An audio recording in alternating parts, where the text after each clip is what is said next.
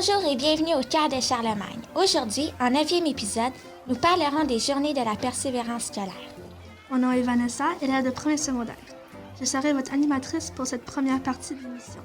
Et mon invité est une personne qui compte plusieurs années d'ancienneté au sein du collège. Il a été responsable de surveillant du secondaire et enseigne maintenant l'éducation physique aux élèves du primaire. J'ai nommé M. Turcotte. En deuxième partie, je laisse le micro à ma co-animatrice, Sarah-Jeanne, élève de première secondaire. Pour cette seconde partie, je m'entretiens avec une personne au cœur de la persévérance scolaire, Mme Boissel-Ladouceur, sitôt éducatrice à Charlemagne depuis quelques années. Bonne écoute! Bonjour, M. Turcotte. Présentez-vous un peu. Bonjour Vanessa, merci pour l'invitation pour cette entrevue. Alors, je suis Sylvain Turcotte. Maintenant, j'enseigne l'éducation physique au primaire en 4e, 5e et 6e année. Auparavant, depuis de nombreuses années, j'étais surveillant général, le poste que M. Bonneau occupe présentement au secondaire. Dans mes débuts à Charlemagne, j'ai remplacé Mme Crevier en éducation physique parce que ma formation au départ, c'est éducateur physique. Depuis 1991, je travaille au sein du collège. J'ai occupé ces 2 emplois. Comme vous venez de le mentionner, vous avez déjà occupé le poste de M. Bonneau, surveillant général au secondaire. Ce qui veut dire que vous comprenez l'impact du stress de l'école et des examens sur les élèves. Est-ce que vous pouvez nous donner des exemples de signes de stress que les élèves ont eu auxquels vous avez eu à faire face? Oui, effectivement, la période des examens me rappelle certains souvenirs. Les examens de mi-année, les examens de fin d'année sont des périodes qui sont en même temps stressantes, mais en même temps aussi où les élèves sont très fébriles et sont très nerveux. On voit les élèves qui changent un peu là, dans ces périodes-là. Ils sont mis devant des situations auxquelles doivent répondre. Alors, j'ai vu toutes sortes de situations survenir. Des élèves qui... c'est arrivé, des élèves qui se sont trompés de jour de l'examen. Ouais. J'ai vu des élèves qui oublient d'identifier leurs feuilles, qui donnent la copie au professeur sans identification, des élèves qui oublient du matériel, un examen de mathématiques, pas de calculatrice, un examen de français, oublier son dictionnaire, des fois même des élèves qui oublient de faire des parties d'examen. Alors, oui, ça, c'est des choses que j'ai pu voir dans le feu de l'action, au moment où on doit faire nos examens, on est un peu nerveux, puis on en finit par oublier un peu certaines choses. À votre avis, est-ce que la motivation scolaire peut passer par le sport? Prenons comme exemple le programme sportif des Phoenix ou Sport Plus.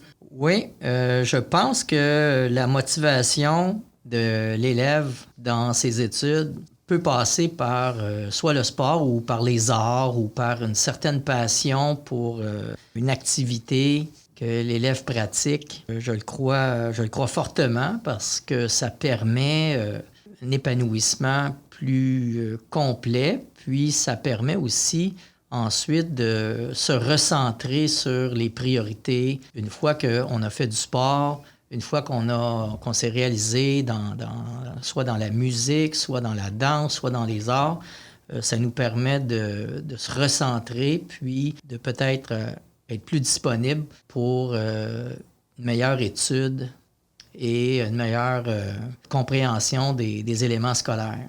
Qu'est-ce qui vous a poussé à débuter le club de course sur l'heure du midi, ainsi que le ski de fond en hiver pour les groupes de 4e année? Les activités sur l'heure du dîner font partie de ma tâche et j'essaie le plus possible d'utiliser le parc nature Cap-Saint-Jacques afin d'en profiter le plus possible avec les élèves.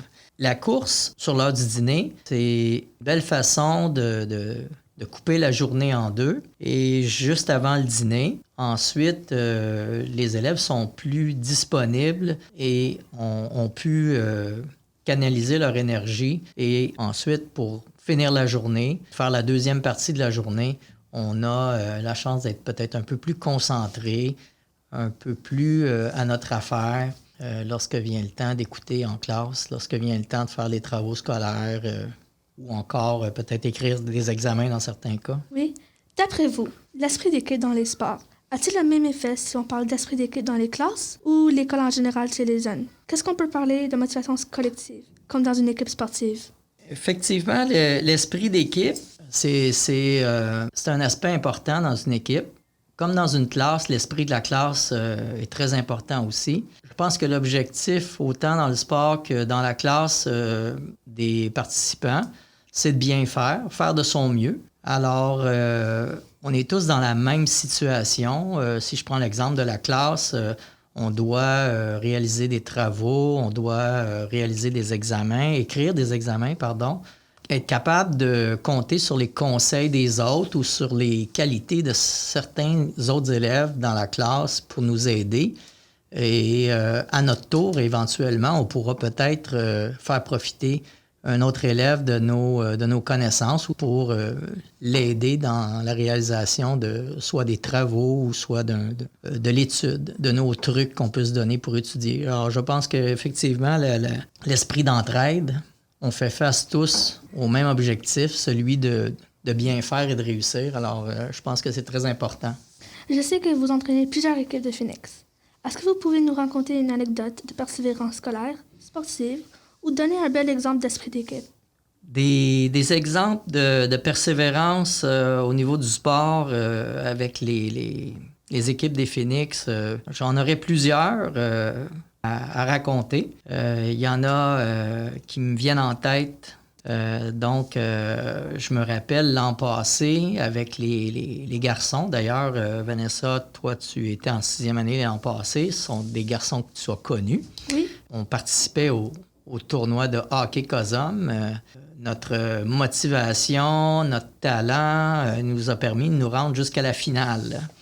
Le match pour la médaille d'or. Le match a plutôt bien commencé, mais l'équipe adverse du Collège Sainte-Anne a pris les commandes de la partie, puis on perdait 4-1 avec 2 minutes à faire à la partie. Oh. Et on a tout à coup explosé et on a marqué 4 buts pour remporter le match avec 5 secondes à jouer. Des garçons comme Matt Hubert, comme Ryan Chouelette, Antoine Boissineau, Karim Chama, tous des garçons, là, c'est sûr que j'en oublie, là, des garçons qui, je les nommerai, je peux pas tous les nommer, mais ils ont démontré un bel esprit de persévérance et en fin de compte, ça a donné un résultat extrêmement positif. Les garçons ont été très, très heureux de la finale de ce tournoi-là. Je me rappelle également de certaines équipes de filles, de coureuses au cross-country. Probablement qu'elles sont encore ici. Je pense à un groupe là, qui, 2 années consécutives, ont remporté le championnat régional. Jaina Patel, Alexis Nobrega, Naomi Chaillet, Chiara Tomasini. Alors ça, c'est des beaux moments qui montrent que la persévérance, ça peut avoir un impact positif important sur le résultat final. Bien sûr, si tu me permets, la persévérance, ça peut aussi nous faire réaliser beaucoup de choses. Et par là, j'entends que le succès n'est pas toujours garanti, même si on est persévérant. Il peut y arriver des échecs. Et un échec, c'est pas la fin du monde non plus. Ça, c'est important de comprendre que la vie, ce n'est pas que succès, ce n'est pas que réussite assurée, même si on met les efforts. Puis souvent, ça peut arriver qu'on n'ait pas le résultat qu'on souhaiterait. Alors, mais je pense qu'on apprend autant dans un échec que dans un succès. Parce que quand on a un échec, ça nous permet de réfléchir à des solutions. Ça nous permet de penser de quelle façon on pourrait s'y prendre pour améliorer le résultat la prochaine fois et pour peut-être faire les choses différemment, puis amener le résultat à être celui qu'on souhaiterait. Des fois, je pense que les jeunes ont tendance à oublier cet aspect-là, ont tendance à avoir peur de vivre un échec. Je pense que l'échec, ça fait partie de l'apprentissage et c'est probablement l'échec qui va nous faire apprendre le plus dans notre vie.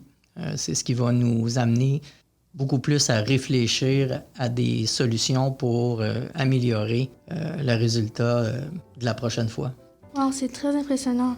C'est déjà tout pour notre première partie d'émission. Merci, M. Turcotte, pour votre presse à l'émission.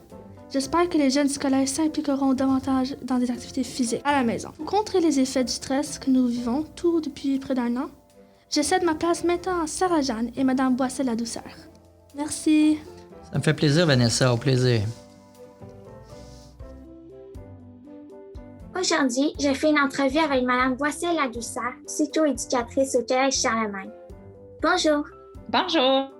Qu'est-ce que la persévérance scolaire? La persévérance scolaire, c'est, dans le fond, un élève qui va réussir à rester motivé malgré les difficultés ou les défis qui peuvent arriver. Et en temps de pandémie, c'est quoi les différences? Bien, dans le fond, la pandémie va apporter beaucoup de changements dans le quotidien des élèves, puis ça fait en sorte que les élèves ont beaucoup plus de défis à relever. Donc, c'est sûr que ça peut avoir un impact sur leur persévérance scolaire, sur leur motivation scolaire, parce qu'ils doivent beaucoup s'adapter à tous les changements. Puis ça a aussi un impact sur la gestion du stress, parce qu'on en vit plus de stress quand on vit des changements. Donc, ça aussi, ça peut avoir un impact sur la motivation scolaire. C'est plus de défis pour tout le monde. Pourquoi a-t-on besoin des journées de la persévérance scolaire? Bien, je pense que c'est important d'adresser ce thème-là de la persévérance scolaire, de la motivation scolaire, parce que si on se rend compte que la motivation scolaire est en train de baisser, il y a des choses à faire pour l'améliorer. Donc, je pense qu'on peut penser à certains conseils pour pouvoir rester motivé. Parce que c'est normal, dans le fond, que la motivation scolaire fluctue et est variable au cours de ton cheminement scolaire. Tout d'abord, est-ce que la manière de rester motivé varie selon le primaire et le secondaire? Dans le fond, le rôle des intervenants externes à l'élève a plus d'importance, je pense, au primaire. Puis au secondaire, il y a comme un changement parce que l'adolescent va vouloir prendre plus le contrôle de son quotidien, puis il va vouloir faire plus de choix. Donc, il devient plus responsable de ses choix. Puis, tranquillement, l'adolescent va devoir prendre en charge cette motivation-là pour faire des choix qui vont l'aider à poursuivre ses études puis à persévérer dans ses études. Mais c'est sûr qu'au primaire, l'entourage de l'enfant va aussi davantage faire en sorte de prendre le rôle de motivateur pour l'enfant au niveau de ses études. Alors, pour le primaire, qu'est-ce que les parents et les enseignants peuvent faire pour aider les jeunes à rester motivés? Quels gestes peuvent-ils poser? OK. Donc, dans le fond, l'encadrement est important au niveau primaire et secondaire des adultes qui entourent l'élève. Ce qui est utile, c'est quand les enseignants, quand les intervenants scolaires comprennent un peu les intérêts des enfants, puis vont utiliser les intérêts des enfants pour leur apprendre des nouvelles choses. Donc, on va s'appuyer là-dessus, sur les forces et les intérêts de l'élève pour le faire progresser dans son cheminement, puis il va aller chercher l'intérêt de l'élève à l'apprentissage de cette façon-là. Puis, c'est ça. Au niveau des parents, c'est important aussi que l'enfant ressente une certaine importance au niveau de la valeur de l'éducation dans la maison. Donc, ça aussi, ça peut être très bénéfique pour un enfant quand les parents valorisent l'éducation. Du côté du secondaire, comment garder la motivation? Au niveau du secondaire, dans la situation actuelle, il y a plusieurs changements, comme j'ai dit tantôt. Puis comment on fait pour garder la motivation? il y a différentes raisons pour lesquelles on peut devenir un peu démotivé, manquer un peu de motivation. Puis, il faut que l'élève comprenne d'où vient ce manque de motivation. C'est quoi la cause de mon manque de motivation, dans le fond? Fait que si on pense que la raison pourquoi on perd notre motivation, c'est parce que on ne comprend pas le sens de nos études, on ne comprend pas dans quel but on est en train d'étudier. Donc, on entend souvent les élèves dire, par exemple, à quoi ça sert d'étudier ça? Donc, de se rappeler de son but pour le futur va t'aider à rester motivé. Quels sont les signes précurseurs, les symptômes qui nous aident à reconnaître que quelqu'un de notre entourage ou nous-mêmes commence à manquer de motivation? OK. Bien, dans le fond, la motivation, c'est un peu lié au stress aussi. OK? Donc, si tu es stressé à un certain point que ça te garde motivé, tu donnes l'énergie que tu as besoin pour réussir tes défis, c'est positif. Mais si à un moment donné, tu te rends compte que ton stress est trop intense, on a besoin de le contrôler pour garder la motivation puis garder une vision positive de l'apprentissage qu'on fait. Mais si à un moment donné, tu te rends compte que tu es une personne qui habituellement est stressée pour ses études, puis maintenant, là, ça ne te dérange plus du tout. Tu tombes dans une situation où tes notes baissent, puis ça ne te dérange même plus. Ton stress est tombé, puis ça veut dire que ta motivation n'est plus là. Alors là, il y a comme de l'aide à aller chercher à ce moment-là, là. Quand tu ne sens plus l'énergie que tu as besoin pour mettre des efforts dans tes apprentissages. Donc, si on commence à se démotiver, avez-vous des trucs pour renverser la vapeur? Tout plein de trucs. Donc, premièrement, on a dit d'avoir un plan pour le futur. Donc, d'avoir en tête ton but va t'aider à garder ta motivation pour continuer. Donc, même si, par exemple, tes cours de biologie ne sont pas importants pour ton plan de carrière, mais tu sais que c'est important pour obtenir ton diplôme, alors tu vas faire les efforts nécessaires quand même. OK? Alors, toujours garder notre but en tête, ça, c'est une chose.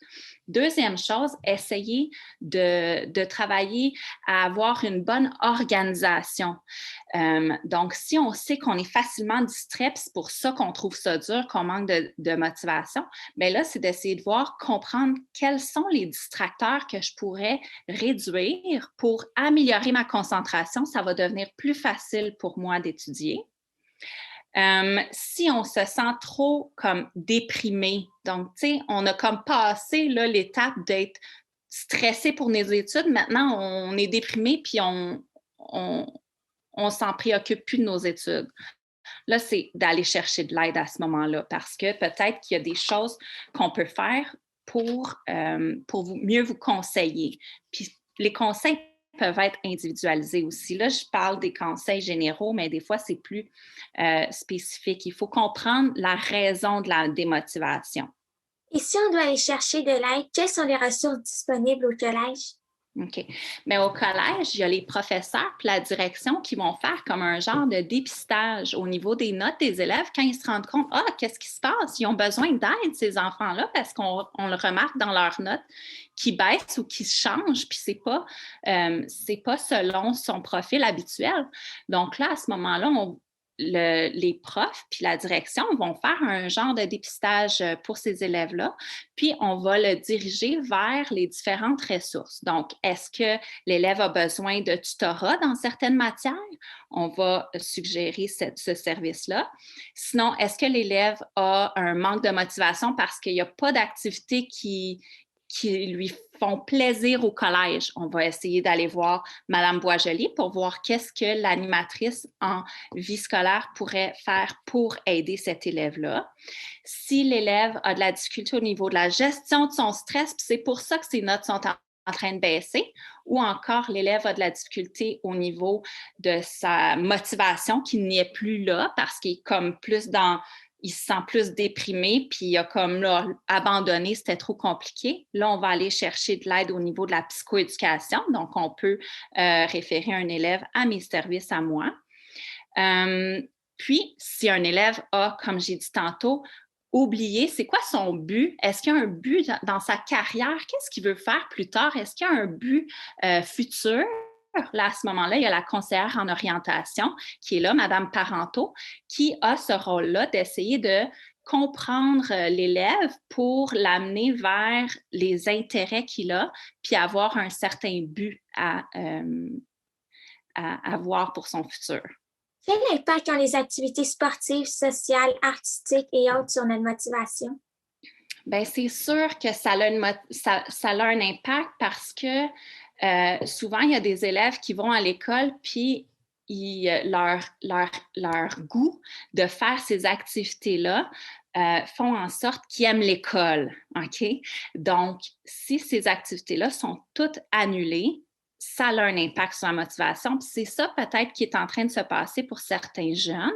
Puis là, à ce moment-là, c'est pour ça que Mme Boisjoli, au niveau de la vie scolaire, a essayé de mettre en place aussi, je pense, avec les gymnases, tout ça, mettre en place certaines activités sportives, artistiques qui sont quand même possibles en suivant les règles pour respecter là, les procédures de la COVID.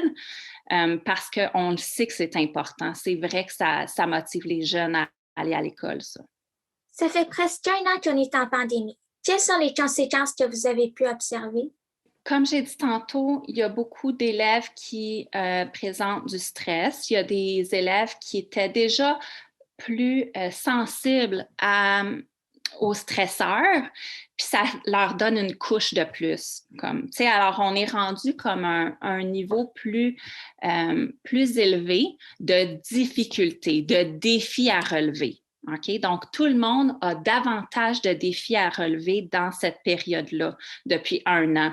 Puis, il y en a qui sont fatigués de relever des défis. Alors, c'est ce qu'on voit. Il y a comme beaucoup de stress parce qu'on a beaucoup de défis à relever puis beaucoup de changements dans notre vie. Puis, il faut gérer ça puis s'adapter. Puis, d'un autre côté, il y en a qui sont fatigués de donner toute l'énergie pour relever ces défis-là. Donc, on a comme un peu... moi, ce que je vois, dans le fond, dans mon travail, c'est un peu des 2 situations, là. Soit beaucoup de stress ou soit un peu de trop de fatigue. Comment un exemple de persévérance comme Laurent Duvernay-Tardif, porte-parole des Journées de la persévérance scolaire pour la 3e année de suite, peut nous encourager à garder la motivation? Moi, dans le fond, ce que j'utilise comme modèle quand je rencontre mes jeunes, c'est des modèles justement de persévérance. Donc, je regarde différentes personnes qui ont très bien réalisé leur projet, réalisé leurs rêves, malgré leurs difficultés. Donc, malgré des défis qu'ils ont pu avoir, ils ont réussi à les surmonter et finalement réussir. Moi, c'est des exemples comme ça que j'utilise pour essayer de motiver les jeunes parce que tout le monde en a des défis, puis tout le monde fait des erreurs, puis c'est ça que les jeunes devraient avoir en tête au lieu de viser toujours la perfection puis la vie parfaite, sans embûches, sans obstacles. Ça se peut pas. Donc, regardons les obstacles que les autres ont réussi à surmonter, puis sachons que nous aussi, on est capable de le faire. Merci beaucoup d'avoir accepté de participer à cette entrevue et je suis certaine que vos conseils en aideront plusieurs. Bien, merci à toi, Sarah-Jeanne. Bonne fin de journée.